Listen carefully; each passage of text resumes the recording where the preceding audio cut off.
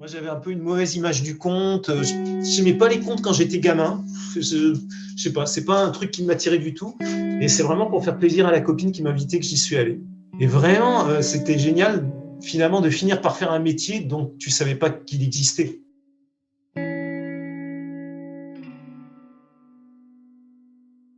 Salut, c'est encore Franck pour le Cap Conte. On se retrouve aujourd'hui pour le deuxième épisode où on rencontre des conteurs professionnels. Aujourd'hui, on interroge Philippe Cizère. Il est conteur professionnel depuis presque 20 ans.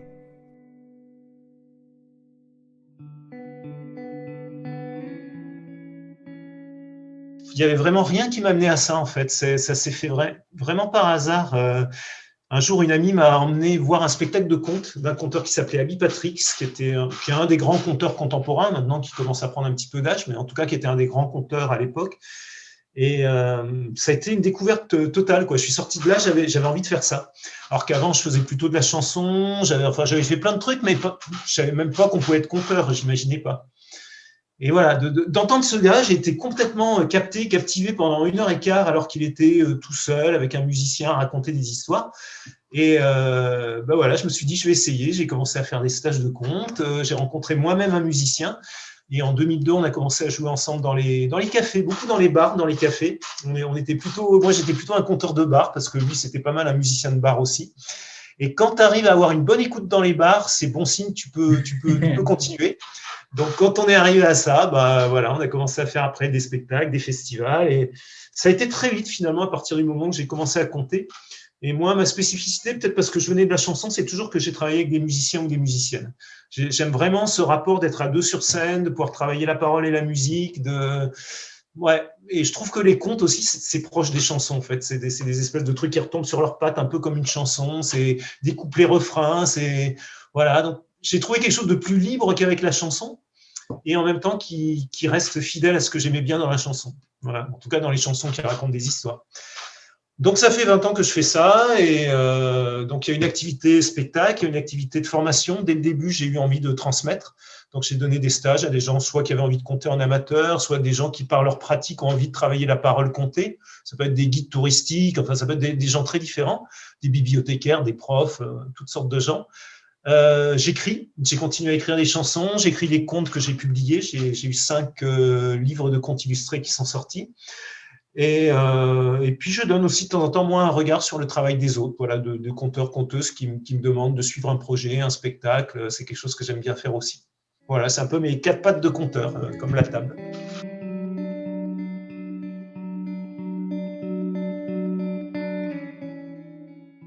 Donc, qu'est-ce que c'est le conte? C'est difficile parce qu'il y a deux questions. Il y a le conte en tant que qu'est-ce que c'est en tant que matériau, on va dire, et c'est plein de choses. Ça va du mythe, de l'épopée, à la comptine, au conte contemporain. Enfin, il y a une variété de répertoire qui est immense qu'on englobe sous le vocable conte. Donc ça, c'est quelque chose. Ça a plus à voir avec du répertoire. Et après, il y a la pratique du conte, le métier de conteur aujourd'hui, qui est encore autre chose. Et ça, le métier de conteur, pour moi, qu'est-ce qui le distingue, par exemple, d'un comédien ou pour moi, ça a à voir avec la relation. C'est-à-dire, enfin, ce que j'ai trouvé pour moi dans la pratique du conte, c'est un art de relation avec le public. Et je crois que c'est vraiment ce que j'aime, cette relation directe avec le public. Et c'est un art aussi qui ménage une part de quelque chose qui n'est pas figé, quelque chose qui se transforme tout le temps. C'est-à-dire, je sais pas, on a un livre de contes, on lit un conte dans un livre, et puis on va lui redonner vie, on va mettre de nous. On va le transformer, il va nous transformer, les gens qui vont l'écouter, ça va un peu les transformer aussi. Donc il y a quelque chose là-dedans que j'aime dans ce fait que cette discipline, elle est pleinement vivante et elle est tout le temps, ouais, elle passe partout, elle passe par une porte entrouverte. Tu as besoin de rien pour compter. Tu peux t'installer dans un salon et tu comptes. Voilà, t'as pas besoin d'un théâtre, tu n'as pas besoin d'un rideau, tu n'as pas besoin de projecteur sur toi. Tu peux faire ça n'importe où, pratiquement. Donc voilà, pour moi, c'est un art libre. Voilà. Si je voulais donner une définition, c'est une forme d'art libre qui peut tout intégrer. La musique, le théâtre, la chanson, toutes les autres disciplines le clown, toutes les autres disciplines peuvent rentrer là-dedans.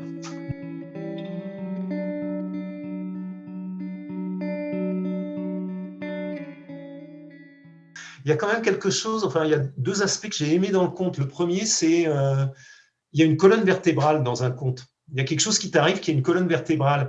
Et pour moi, qui n'ai pas forcément énormément d'idées Enfin, je ne suis pas quelqu'un qui a des idées comme ça, un imaginaire extraordinaire, s'il n'a pas sa colonne vertébrale. Donc, le fait d'avoir une espèce de structure d'histoire, pour moi, c'est extrêmement libérateur pour créer, pour mettre de moi dans une histoire, pour greffer mon imaginaire sur la colonne vertébrale. Donc ça, c'est quelque chose que j'apprécie, qui m'a aidé. Et puis le fait aussi que c'est quelque chose qui passe par toi, je sais pas, qui te traverse, quoi, qui a une force qui arrive d'avant toi, qui te traverse, qui va vers les gens, puis qui va vivre sa vie après. Tu racontais tout à l'heure que tu m'avais entendu raconter un conte au Cap Conte, qui est l'histoire du lac Ishiyama dans ma version, l'histoire d'un homme qui avale un noyau de cerise, puis il a un cerisier qui commence à lui pousser sur la tête. Ben, moi, c'est une histoire que j'ai reçue d'un conteur polonais qu'il avait reçu de sa copine japonaise et qui me l'a raconté au Québec. Donc, lui, le conte lui est arrivé du Japon dans son oreille en Pologne. Après, il me l'a raconté au Québec. Puis moi, je me suis mis à le raconter en Belgique. Et toi, tu le racontes maintenant. Bon, voilà, ça, typiquement, c'est des parcours d'histoire géniaux parce que j'ai fait ma version de sa version. Toi, tu as fait ta version de la mienne. Et c'est ça la musique d'histoire, ça c'est fabuleux, quoi. C'est fabuleux. Et juste tu l'entends une fois, il t'en reste quelque chose et tu la racontes. C'est voilà, ça c'est la magie pour moi de ce qu'est le conte.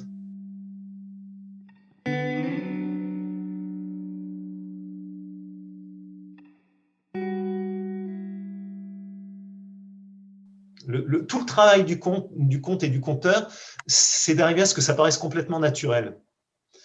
Et quand tu arrives à avoir quelque chose de complètement naturel, les gens ont l'impression qu'il n'y a pas de travail. Donc ils se disent, ah oui, vous avez travaillé. Oui. Et donc pour moi, un conteur professionnel, je dirais que c'est quelqu'un qui a le luxe d'avoir ce temps-là du travail des histoires. Il a ce luxe d'avoir ce temps-là parce qu'il a mis en place une structuration professionnelle qui lui permet de gagner de l'argent avec son métier, de vendre des prestations, mais ça lui donne aussi le temps de travailler vraiment ses histoires. Moi, je travaille beaucoup avec des conteurs amateurs aussi, qui ont des vraies envies de compter, mais souvent, ce qui leur manque, c'est se dire, un conte, ok, entre le moment où tu le reçois et le moment où tu le racontes, il va peut-être passer 1 an, 2 ans, 10 ans. Moi, ça m'arrive d'avoir des contes, ils me tombent dans l'oreille, et puis c'est 10 ans après que je les raconte. Mais ça veut dire que je passe du temps dessus, ça veut dire que je laisse faire les choses, ça veut dire qu'à un moment, je vais partir sur une île 1 semaine avec mes histoires, je vais marcher mes histoires, je vais les tourner dans la tête, en rentrant, je vais écrire des trucs. Mais je me donne des vrais temps de laisser les histoires se faire en moi de faire avec, après de les écrire, de travailler avec un musicien, une musicienne. Tout ça, c'est du temps. Un spectacle de conte, par exemple, comme celui que j'ai fait avec Sophie, je dirais que ça représente un bon mois de travail. Une fois que les histoires sont faites, c'est-à-dire le travail commence quand les histoires sont faites. Puis là, on commence à se voir, à répéter, à chercher des musiques, après à se poser la question de l'espace, comment on les met en espace, comment on les rythme, comment on les met encore. Donc tout ça, il faut du temps, quoi.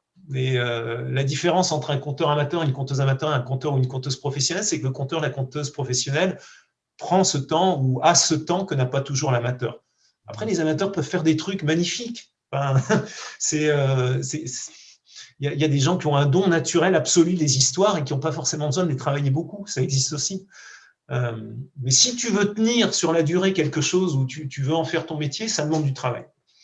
Ça demande du travail parce que tu dois arriver à compter dans n'importe quelle circonstance. Les choses sont parfois un peu adverses. Tu vas compter en plein air, ça va bouger, ça va pas être le même public. Tu as dit que c'est un spectacle adulte et tu te retrouves avec que des mômes. Bon, et ben c'est tout le travail qu'il y a derrière qui va te permettre d'être capable de faire face à ça et de trouver des ressources et d'adapter, et sur le vif, d'être capable de réagir à tout ça. Moi, au début, quand je commençais professionnel, je me suis planté plein de fois parce que j'avais pas encore assez de métier, entre guillemets. Donc, j'avais bien travaillé mon truc, mais un truc me déstabilisait, j'étais paniqué, je savais plus quoi faire, quoi. Donc, ça aussi, travailler, apprendre à… Une fois que tu as un truc assez solide, tu peux te permettre vraiment d'improviser, de lâcher un peu le contrôle, t'y vas, quoi. Mais il faut être un peu solide pour ça, je trouve.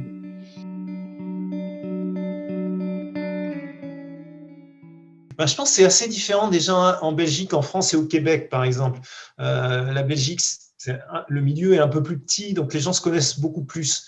Et puis, il y a aussi un regroupement des conteurs belges où ils font régulièrement, 2 ou 3 fois dans l'année, ils se retrouvent, ils font même un spectacle ensemble. Enfin, il y a beaucoup plus, il y a des lieux comme Chigny aussi, le festival de Chigny. Bon, il y a vraiment des lieux phares en Belgique où les conteurs se rencontrent, se connaissent, se retrouvent. La France, c'est beaucoup plus éparpillé parce que c'est beaucoup plus régional, je dirais.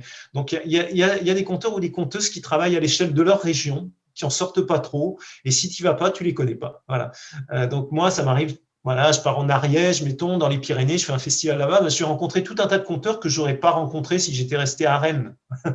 Donc ça part. Voilà, c'est plus régional, et il y a quelques conteurs qui travaillent en national, un petit peu moins, peut-être 20%, je dirais, des conteurs ou des conteuses travaillent en national. Alors ceux-là, on les retrouve plutôt par famille, c'est-à-dire que moi, je me rends compte que il y a des programmateurs ou des programmatrices qui aiment ma manière de faire, et donc il y a plus de chances qu'ils aiment des manières de faire de conteurs ou de conteuses que moi j'aime bien aussi. Donc on va se retrouver très souvent les mêmes, et d'autres je ne vais jamais les voir. Donc on finit par se créer des petites familles comme ça, mais on a moins l'occasion qu'en Belgique ou au Québec de se retrouver ensemble. Le Québec, par exemple, ils font beaucoup de comtés collectives. Ils font beaucoup de festivals où les conteurs ou les conteuses viennent vivre une semaine ensemble. Alors qu'en France, pas tellement. Pas tellement. Je crois qu'on est 1000 professionnels, mais 1000 professionnels avec des conteurs, des conteuses qui comptent que pour enfants, des conteurs, des conteuses qui comptent qu'en régionalisme, des conteurs, des conteuses. Enfin, c'est très, très, très, très varié.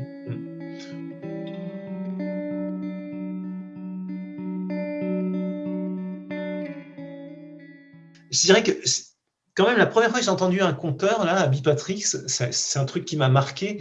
Ce qui m'a marqué et qui m'est resté, c'est une qualité de présence.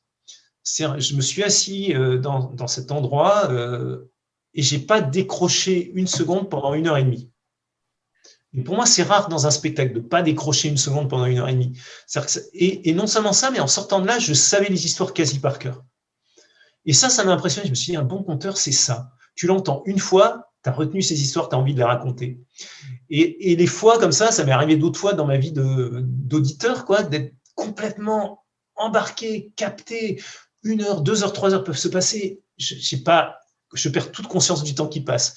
Ça, pour moi, c'est les bons souvenirs d'auditeurs. Pour moi, c'est un bon conteur, une bonne conteuse. C'est quelqu'un comme ça qui m'embarque. Je suis là, je suis ailleurs. Je ne sais pas combien de temps a passé, mais j'étais là. J'étais ici et ailleurs en même temps. Voilà, ça, c'est mes bons souvenirs.